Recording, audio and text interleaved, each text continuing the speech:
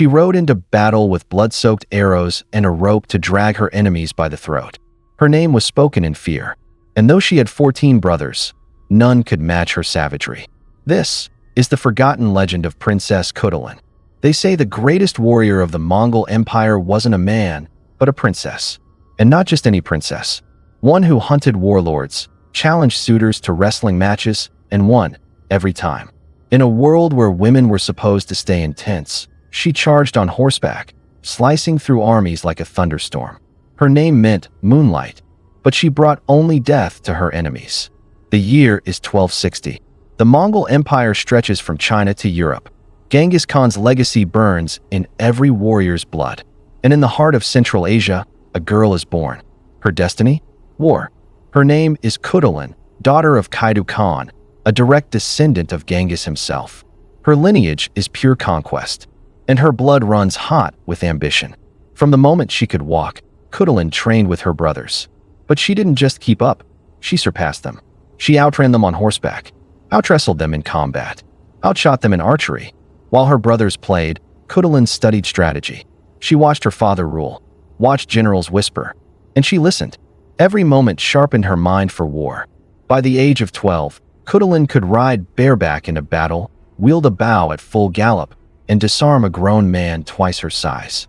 She was becoming a weapon. But Kaidu, her father, was at war with the world. The Yuan dynasty, ruled by his cousin Kublai Khan, threatened his borders. And in this brutal family feud, Kaidu needed more than soldiers. He needed a monster. So Khutulun became his shadow, his fiercest warrior, his protector in the chaos of battle. When arrows rained, she stood beside him, sword in hand. She never flinched. And soon, legends spread. A woman, cloaked in armor, charging enemy lines, tearing men from horses. No mercy, no hesitation. Her enemies called her the devil's daughter. But she wasn't just muscle. She was brilliant. On the battlefield, she saw patterns others missed. Ambushes, feints. She advised her father like a general, and he listened. One day, an entire Chinese battalion attempted to encircle Kaidu, but Khutulun flanked them from behind, alone. She scattered the soldiers like leaves. Her presence turned the tide. She didn't fight for glory. She fought for her bloodline, for her land. But soon, that same land turned against her, not with swords, but with whispers. Khutulun had reached marriage age, and in Mongol society, that meant submission. The nobles grew nervous. A woman this powerful? This unmarried? Dangerous. But Khutulun didn't submit. Instead, she made an offer no man could refuse or survive. She declared, "Any man who wants my hand must wrestle me. If he wins, he marries me. If he loses, he gives me 100 horses." At first, they laughed. Then they lined up. One by one, warriors challenged her. And one by one, she crushed them to the ground. Within months, she'd collected thousands of horses and no husband. She snapped bones, dislocated arms, strangled men with the same calm she used in battle. It wasn't just sport, it was war. Some suitors tried to cheat. They drugged themselves or bribed the referees. Didn't matter. Khutulun sniffed out every trick and punished them worse for trying. But her defiance made enemies. The court whispered that she was unnatural, that she was cursed, that no woman should defeat a man, let alone dozens. Kaidu ignored them. To him, she was his heir in all but name. He had sons, but none so fierce, none so loyal, none so feared. Then came the scandal. A powerful prince came to win her heart, not by force, but charm. Khutulun allowed it. Some say she fell for him. Others say she was testing him. But before the match, the prince vanished. Rumors swirled. Poison? Cowardice? Murder? No one knows.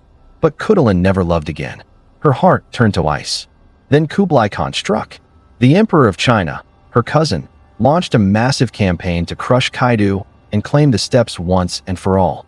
Khutulun rode beside her father in every campaign. She bled in the snow, slept in armor. Her presence terrified enemy commanders. Her war cry broke sieges. But war changes everyone. And even Khutulun, the unbreakable, began to feel the cracks. Her brothers resented her. Her people demanded an heir.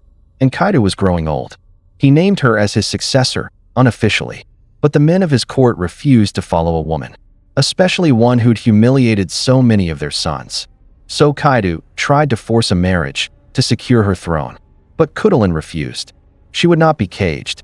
Not by politics. Not by fear. Not by love. And then Kaidu died.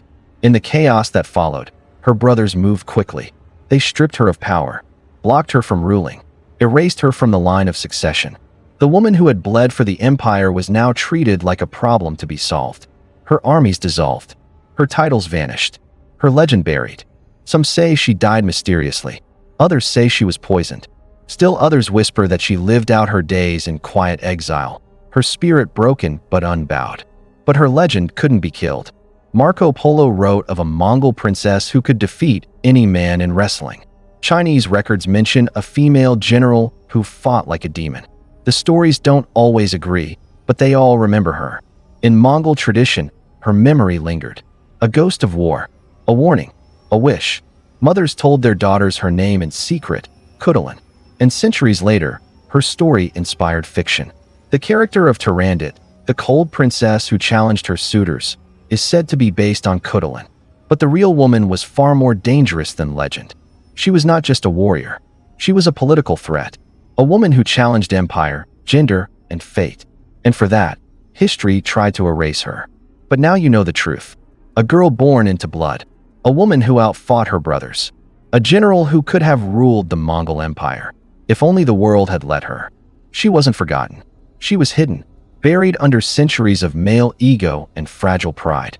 So the next time you hear tales of Genghis Khan, of warriors, of conquest, ask yourself, where was Khutulun? The answer is simple. She was on the battlefield, with a bow in hand, a rope in her saddle, and 14 brothers in her shadow. This warrior princess was more than a legend.